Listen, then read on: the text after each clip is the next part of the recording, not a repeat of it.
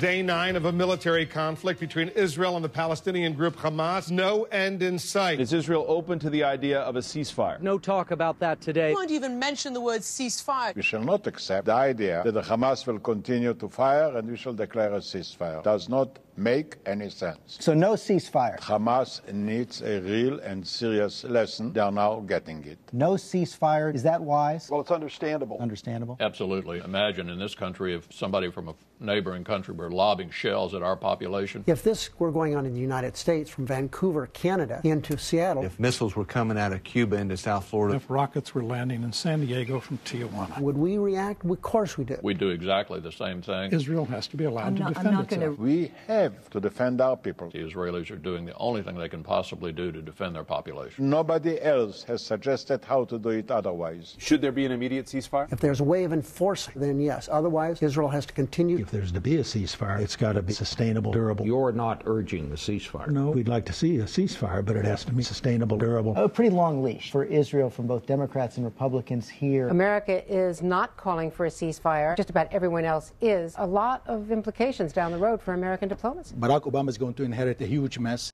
There is some confusion over the Israeli endgame. What's Israel's goal? What's the goal? What would it take? What is the damage? Why did it move in? Why did they decide? Why in the world? What does he mean? What is the downside? What would be the end? Can there be... What is the end game here? You have to ask this question. I think the Israelis have a theory about how they can go in. Once you get in, it's hard to get out. I don't see they have a plan to get out. When they will stop terror, we shall return to normal life. I don't see how Israel meets its objectives without a long-term occupation. Israel having to occupy Gaza. We don't intend neither to occupy Gaza nor to crush Hamas. How else are you going to, in fact, stop these folks from firing these rockets? Removing the rockets attacks is going to be impossible as long as Hamas is in control. Does removing the threat require removing the Hamas regime? Probably the answer is yes. They know they're not going to get this resolved down to zero. They're just trying to really hammer home a point. Delegitimize Hamas. How do you delegitimize it? Seems like a long shot. Hamas could be empowered by all this. Further radicalized, that's the worry. That's my fear. By making them your enemy, legitimizing them as a real combatant, you, in essence, raise them up. They can defeat Hamas. Hamas can always claim victory if Hamas politically survives, which is the likely outcome. Is any kind of deterrence really possible with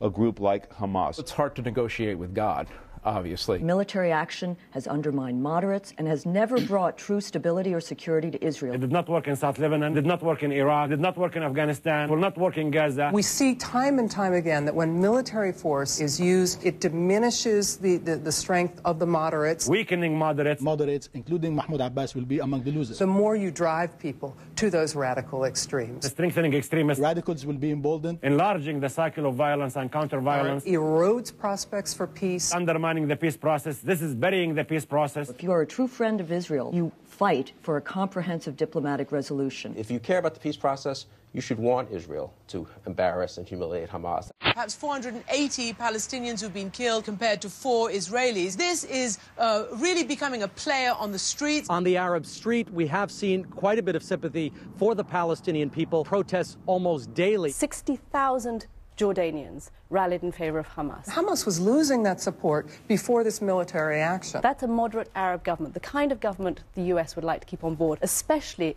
coalesced against Iran. The Middle East is now divided between two coalitions. The moderate coalitions of Arab nations, which understands the need to move to peace, to a two-state solution, and of course the containment of the Iranian influence in the region. The other is a coalition headed by Tehran with 2 agents, Hezbollah and Hamas. This kind of action undermines any sort of tacit agreement that moderate Arab governments might be able to have with Israel and the US. This is part of the problem, of course. Iraq was supposed to be, you'll remember, the beginning of a spread of democracy. How many times did we hear that? The democracy dividend would be peace in the Middle East. You're seeing at the end of President Bush's presidency where that has ended up. This could have a successful outcome.